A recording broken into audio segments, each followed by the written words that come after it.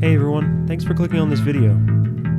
This video is going to be about the Book of Boba Fett. The first season of the show wrapped up fairly recently on Disney+, and I think it's been enough time for us to digest the show and for everyone to formulate their own thoughts on the series and what to expect going forward. So I just want to get right into it. The story itself felt incomplete. And what I mean by that is just it didn't feel like the show was given enough time, right? It felt rushed at times, especially in the earlier episodes. And I think the flashback format of the show contributes to this because our time is split between the two time periods that are shown early on, and therefore neither the past or present is really fleshed out completely.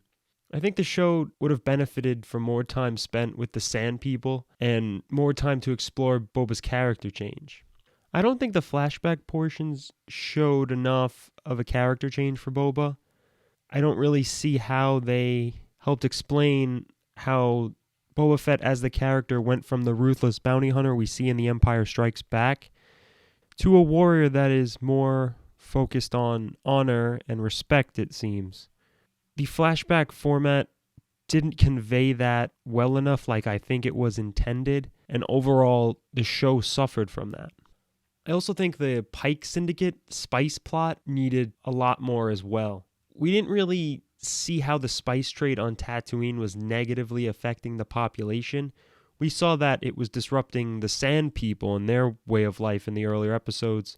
Well, in the second episode with the train. But besides from maybe something to do with water tax, I think that had something to do with the Pikes. We don't really see how the spice trade is negatively affecting the people of Tatooine, and therefore, why is it a problem that people are concerned about? The Pikes also didn't have the big villain feel like I think the Hutts would have.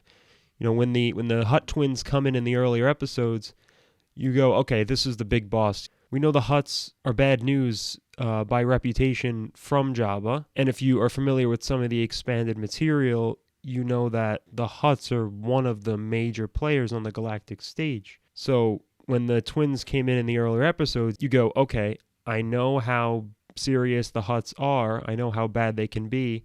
Okay, here we go. I'm ready. Here's the big villain of the show. Here's what Boba's going to have to overcome. But then they just drop that in the next episode.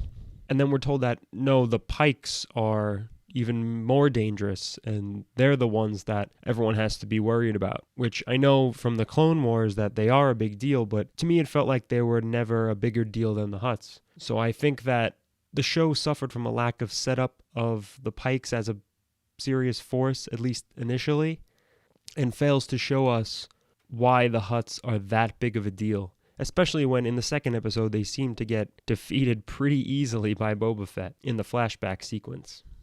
I think the show would have benefited from more crime drama aspects that you would expect of a kind of show like this where Boba becomes a new crime boss and then all of a sudden he's got all this competition to deal with. Maybe through that route, the Pikes could have been shown to be as dangerous as they are, or at least made that clearer to the audience. But we didn't really get that, right? It's Boba kind of deals with them fairly easily with the Sand People, and then they're pretty much forgotten about. And we don't see that they are sort of serious players until later on in the series. I think more needed to be done to set them up earlier on so that the payoff towards the end of the show was better. I went into Boba Fett expecting more of a crime drama and to have more of those classic tropes, you know, especially when Boba was dealing with the underbosses of Tatooine. And I just didn't get any of that. He kind of just says, hey, work with me and you'll benefit from it. And then they just betray him, and that's kind of it. Right? There's no one decides to really test Boba. He doesn't have a moment to show that, hey, he's not all just talk and promises. He actually can back up with his skills and his ruthlessness, which I think overall we got Boba Fett on training wheels. And at no point did the training wheels really come off except maybe in the last few episodes. Then there was the Mandalorian interlude of the show. Those episodes were great, but they did feel out of place in the story. I think they were more of a hindrance. They took too much away from Boba and made me as a viewer yearn more for Mando Season 3. And I kind of lost interest in Boba's story. So that sums up the negatives of the show pretty well. Overall, it was just a rushed story that really needed to take more time to set up characters and to explore character development, but ultimately we didn't get that. But that's not to say that the show had no positives. I think the interactions with the Sand People and all the scenes that Boba interacts with them were great. We got to explore their culture and really see their similarities to the Mandalorians in terms of how they kind of respect displays of power, but they still have a sense of honor. As far as the acting goes, Tim Morrison and Ming-Na Wen did a great job with what they had. As a viewer, I couldn't ask for better performances from them.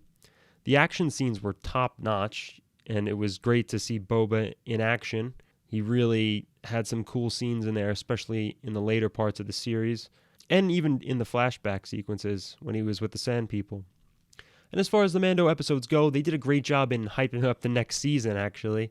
The next season of The Mandalorian, I mean, and basically acted as a season 2.5. It was great to see the return of Cobb Vanth, and it looks like we'll be seeing more of him in the future through that end credits scene. It wasn't particularly exciting to me, and they probably should have went with something else for their end credit scene, but it does make me wonder what direction they will go in the future. Are we going to get more seasons of Boba, or will Mando Season 3 take us back to Tatooine? So there are a lot of questions still to be answered.